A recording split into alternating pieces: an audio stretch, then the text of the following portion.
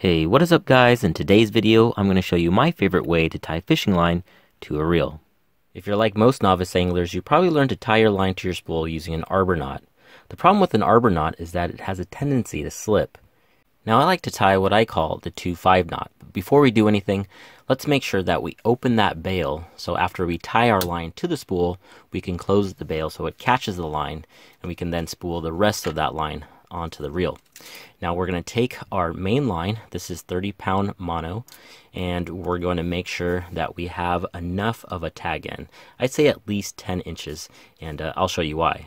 So we're going to take that main line and we're going to pass it around the spool twice. So that's one pass, and that's the second pass, and we're actually going to tie a uni knot. And so to do that, we take the tag end, run it back against the main line, make a loop like that, hold it with one hand, and we're going to pass the tag end through this loop 5 times.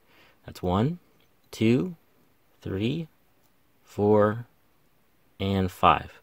And once you've passed it through that loop 5 times, you're going to want to make an initial pull. This is a really basic fishing knot, the uni knot. If you don't know how to tie it, I suggest you practice it because it can come in handy in all sorts of applications.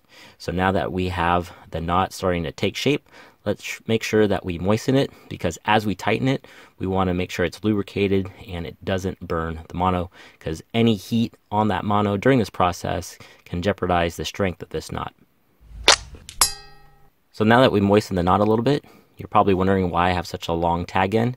It's because it's going to help me set that uni knot. So we're going to slowly pull that main line and that tag end as much as we can. We don't have to tighten it all the way. Just finger tight. There we go. Now we're going to work it along the main line back towards the spool. And as those two wraps kind of wrap around the spool, I like to make sure that they're spread apart to give as much contact from those two wraps to the surface area of that spool. So it's almost like an X pattern, and I'm slowly going to move the main line back and forth as I set the rest of that uni. So see how it's starting to tighten as I tighten it against the main line there. Perfect. And there you go. So better than an arbor knot, better than just a simple uni knot.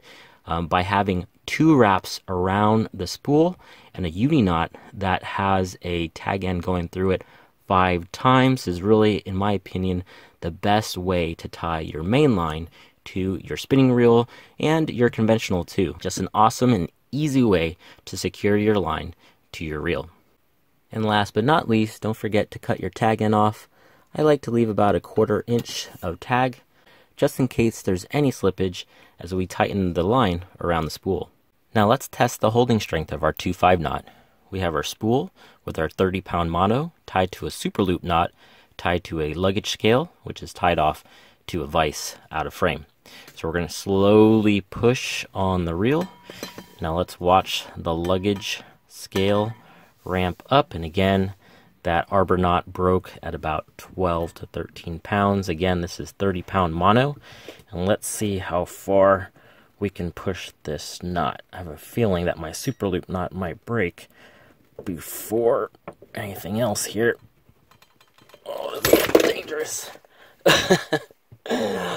Alright, well, it did.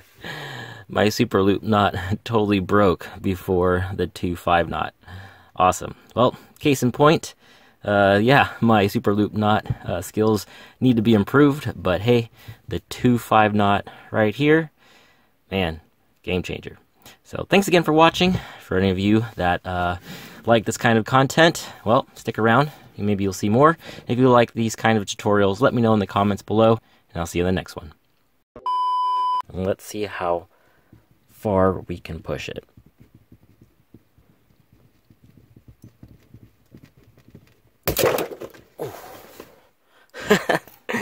Well, look at that. We broke the 30-pound braid before we even came close to breaking the 2-5 knot.